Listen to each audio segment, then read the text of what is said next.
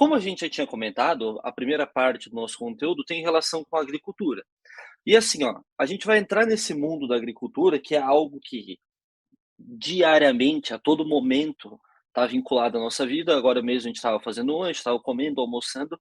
A agricultura, ela não só diretamente nos afeta, no que a gente come, quando a gente come, mas em uma série de outros fatores que às vezes a gente nem percebe e que a agricultura está presente. Então, qual que é o primeiro passo que a gente tem que dar? A gente precisa entender que existem 2 grandes tipos de agricultura. Imagina que a gente vai dividir a agricultura em 2 grandes blocos, assim. Quais são esses 2 grandes blocos? São os sistemas agrícolas. Existem 2 sistemas, bem básico. O sistema de agricultura extensiva e agricultura intensiva. Qual que é a diferença de agricultura extensiva para intensiva? Bem simples. A agricultura extensiva é essa aqui, ó, vocês estão vendo. É o tiozinho aqui plantando na sua hortinha, é a galerinha aqui, ó, parece que de uma mesma família, aquela característica, sabe, de agricultura familiar, que às vezes até tu tem aí na tua casa, no quintalzinho, vai lá, planta não sei o quê, faz mais não sei o quê. Eu lembro que, foi sexta-feira da semana passada. Tinha um amigo meu que eu não agora, nessa época de janeiro, a galera normalmente volta para sua cidade, se encontra, e tinha um amigo meu que eu não conhecia há muito tempo, um amigo que eu não conhecia, ótimo, né. Um amigo que eu não via há muito tempo, fui na casa dele sexta-feira, e aí, tá conversando com ele, conversando com a mãe dele, ela: "Olha, vem aqui que eu vou te mostrar o que que eu tô plantando", e atrás da casa dele era um matão, assim, gigante, plantando várias coisas. Isso é agricultura de característica extensiva. Só que assim, ela é uma agricultura que ela não produz tanto, ela tem um menor desenvolvimento, obviamente, e tem um bom aproveitamento, tem um aproveitamento de solo relativamente necessário para aquela produção, mas não de maneira completa, não de maneira total. Até porque pensem o seguinte: esse tipo de agricultura aqui, é uma agricultura que não vai desgastar tanto assim o solo, é uma agricultura mais simples. Normalmente, lembrem-se, quando pensar em agricultura extensiva, vinculem a quintalzinho de casa, agricultura familiar. Ah, o meu avô que era agricultor, não sei o quê. Essa é a característica da agricultura extensiva. Diferente da agricultura intensiva. O que que é agricultura intensiva? Aí já é essa característica aqui que a gente conhece bem. É uma produtividade muito maior do que a extensiva, claro, vai desgastar o solo muito mais, até porque saibam de uma coisa, normalmente essa agricultura aqui, ela é uma agricultura monocultora. O que que significa ser monocultor? Mono, um só cultivo quer dizer plantar, né. Então, é aquela agricultura que trabalha com um tipo de produto, planta uma semente durante muito tempo, isso vai desgastando o solo. Como vocês já sabem, já devem imaginar, o solo ele precisa fazer as suas rotações, precisa fazer o que a gente chama de rotação de cultura, para que o solo, entre aspas, né, possa fazer suas trocas de nitrogênio, possa respirar, digamos assim, né, entre aspas. Claro que esses detalhes químicos não serão cobrados da gente, mas é importante a gente saber que o solo ele precisa de uma certa dinâmica para que ele consiga ser bastante produtivo. Na agricultura extensiva isso acontece naturalmente. Porque imagina, na minha casa eu não vou plantar só café, ou almoçar café, vou jantar café, vou comer café de manhã, na janta, não. Eu preciso ter uma diversidade maior, isso faz com que o solo ele tenha uma dinâmica um pouco mais positiva. Diferente dessa situação. Aqui a produtividade é muito alta, claro, né, vai ter que rever como o solo vai ser aproveitado, aqui vão ter que entrar os fertilizantes, e aí, cara, é que eu quero dar uma dica para vocês. A primeira dica, eu acho, assim, importante do dia. Ver se vocês estão com a memória boa, tá? Vocês sabem, a gente tá mais do que, martelando isso na nossa cabeça, que o conflito, na verdade, né, Rússia e Ucrânia vem gerando várias consequências, não só para a região, para o mundo como um todo e para o Brasil também. E uma das primeiras consequências imediatas, claro, né, tem outros desdobramentos, assim, secundários que esse conflito gera. Mas uma das consequências imediatas para esse conflito em relação ao Brasil é a questão dos fertilizantes. O Brasil tem um comércio muito grande de fertilizantes com a Rússia. O Brasil compra muitos fertilizantes da Rússia, né. E nessa situação de guerra, a oferta de fertilizantes reduz, então o mercado brasileiro está tendo que se virar para produzir esses fertilizantes para conseguir conter essa demanda. Dudu, tu acha que isso pode ser cobrado da gente na prova? Diretamente perguntar isso, eu acho que não. Não vai perguntar assim: "Ah, qual é a consequência?", até porque isso não está no edital, né.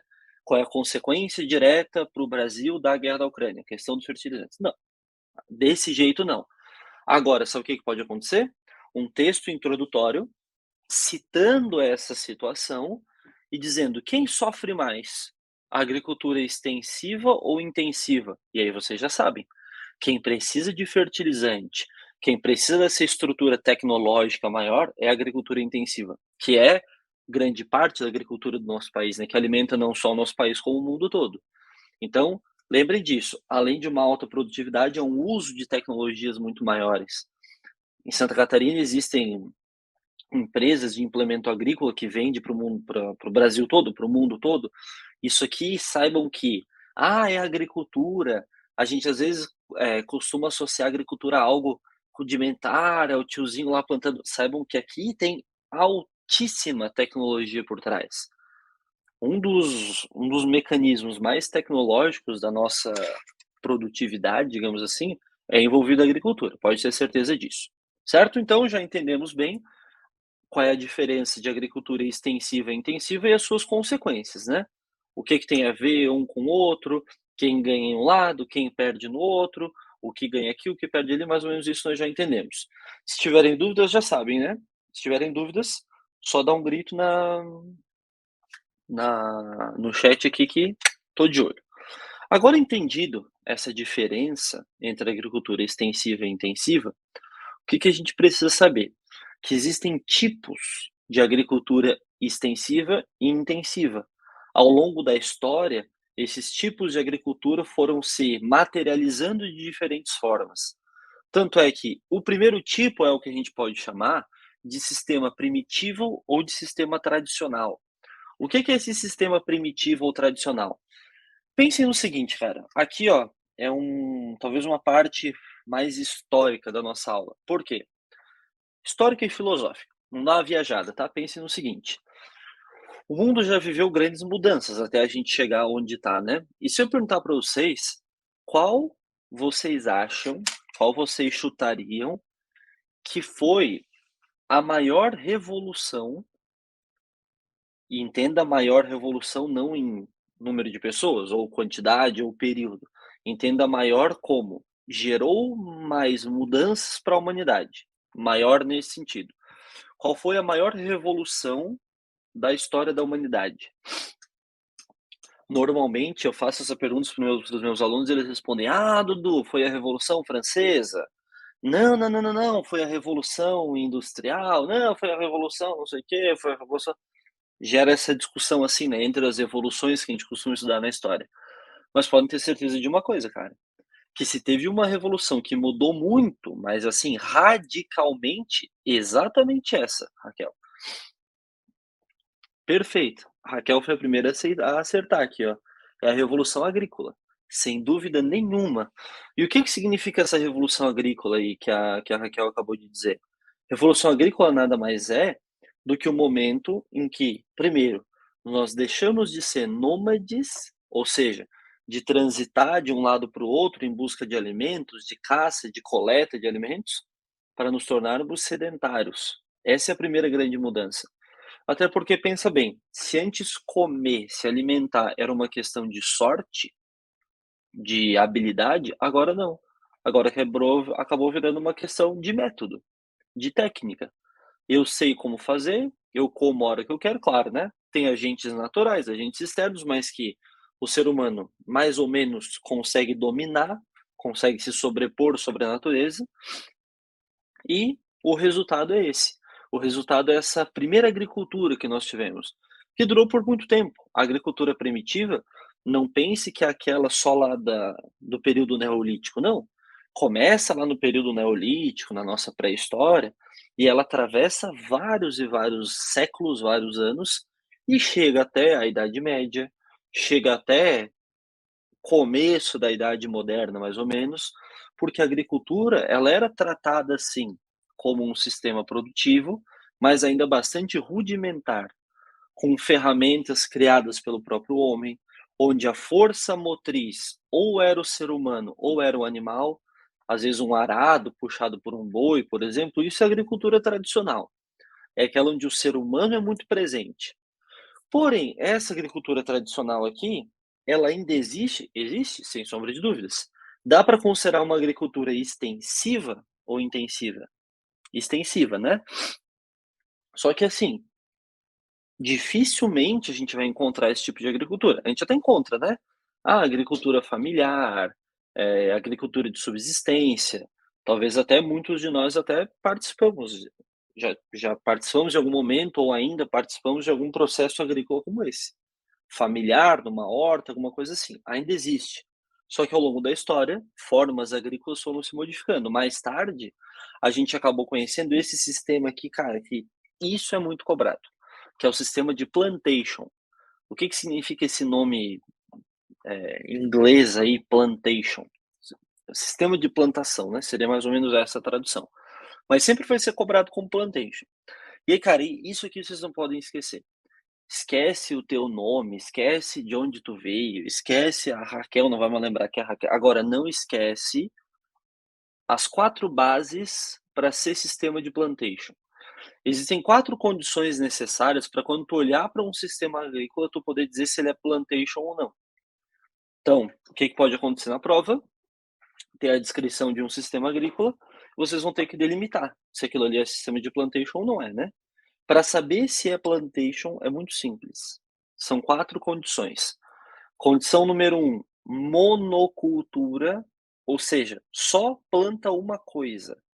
Nesse caso aqui, como era no Brasil, por exemplo, cana-de-açúcar, depois foi o café, aqui do ladinho uma imagem dos Estados Unidos, as produções de algodão no sul dos Estados Unidos. Então, primeiro ponto para ser plantation, monocultura. Além de monocultor, precisa ser uma monocultura agroexportadora. O que que significa isso? Não é para mercado interno. É produzido no Brasil, mas não é para o Brasil. É produzido nos Estados Unidos, mas não é para os Estados Unidos. É para mercado externo. Ou seja, monocultura agroexportadora. Para existir uma monocultura agroexportadora, não dá para ser no quintalzinho de casa, né? Para vender para o mundo inteiro, eu não posso produzir ali na minha horta, na sacada ali. Eu planto vagem, sei lá.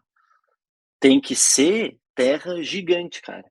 O que nós chamamos de latifúndio. O que que é um latifúndio? Late significa amplo e fúndio significa terra, né, em latim. Então latifúndio é uma terra grande. Ou seja, latifúndio, cara, não é o quintalzinho, é aquela fazenda gigantesca, grandes terras. Ou seja, vamos retomar, monocultura agroexportadora latifundiária, e por ser característica do período colonial, tanto aqui no Brasil, quanto nos Estados Unidos, quanto na América Central, também depende da mão de obra escravizada africana, ou seja, escravidão africana também era muito presente em tudo isso. Então, para ser sistema de plantation, escravidão africana, latifúndio, monocultor, agroexportador. Fechado? Esse é o esqueminha aqui, ó, as 4 bases para a gente identificar um sistema de plantation, que não tem altas tecnologias, se a gente for comparar assim, tecnologicamente falando, não tem grandes diferenças do sistema primitivo. Agora a diferença é o formato, como é vendido, onde é produzido, não é uma agricultura familiar, a mão de obra não é familiar, a mão de obra já é escravizada, então aqui já é um sistema um pouco diferente. Fechado? Depois disso, cara, outro tipo de agricultura não é tão conhecido pela gente aqui. Existem agriculturas de jardinagem aqui no Brasil, mas não é tão comum. E aí, aqui a galera erra muito, cara. Assim, ó, agricultura de jardinagem não é um jardim. Ah, tem um jardim ali. Não, isso aí não tem nada a ver com agricultura de jardinagem. Nada a ver, não, né? Até tem uma relação, tá? É agricultura, ok, massa.